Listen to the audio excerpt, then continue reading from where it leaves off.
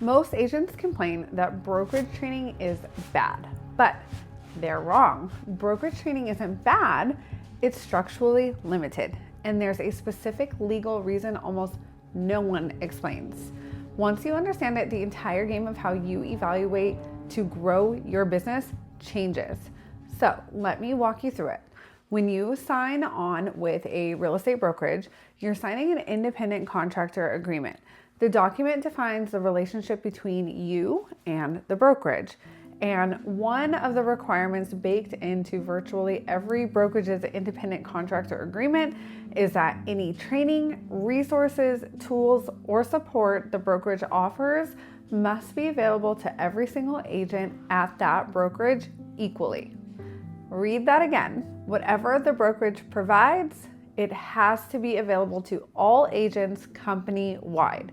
Not certain groups, not certain markets, not certain producers. Everyone. Now, think about what that means practically.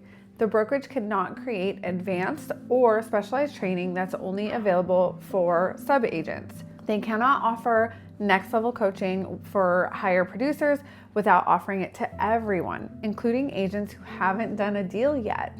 They cannot create niche specific masterminds that are only for luxury agents or only for investor focused agents. They can't differentiate. So what do you end up with at the brokerage level? Training that has to work for everyone, which means it gets calibrated to the broadest possible audience, which means introductory, which means an experienced agent who has consumed every introductory training already maxes it out and then complains that the training is bad. It's not bad, it's correctly calibrated for an entry-level audience. The problem isn't training, it's that you've outgrown what a brokerage is legally permitted to offer you. Now, here's where it gets interesting. There are organizations that exist inside brokerages, but operate separately, that are not bound by the same independent contractor restrictions. These are private groups, private masterminds, or private coaching organizations led by individual agents or teams within the brokerage who have built their own training infrastructure. Because these groups operate outside the brokerage's direct offering, they can provide training that the brokerage itself cannot. Niche specialization, advanced production strategies, specific market tactics, higher level coaching for higher level operators, AI accelerators, content systems, agent attraction systems, anything that wouldn't be operate to push out to every agent at the brokerage company-wide. And that's why some agents at the same brokerage have access to training that other agents at that same brokerage don't have. They didn't unlock something secretive. They joined a group within the brokerage that operates under a different structure. This explains a phenomenon I see constantly. An agent joins a brokerage, takes all the available training, plateaus, and assumes the brokerage isn't serving them anymore. They start looking at other brokerages, but the next brokerage is going to have the same structural limitation because every brokerage in the company operates under similar independent contractor frameworks. The training plateau isn't a brokerage specific problem, it's a category level problem. The actual answer is to find the people within your brokerage who've built training infrastructure beyond what the brokerage can offer, or to join a brokerage where that ecosystem already exists, because the brokerage level training is always going to top out at the same general place.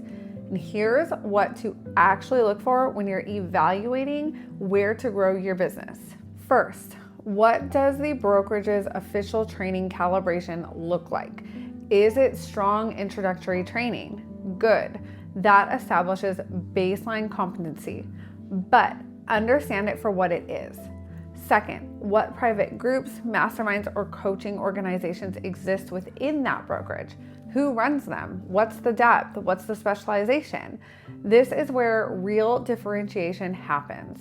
And third, what's your access? At some brokerages, the high-value private groups are difficult to access and they do a lot of gatekeeping, recruiting, transactional. At others, the access is structural, and the value flows freely?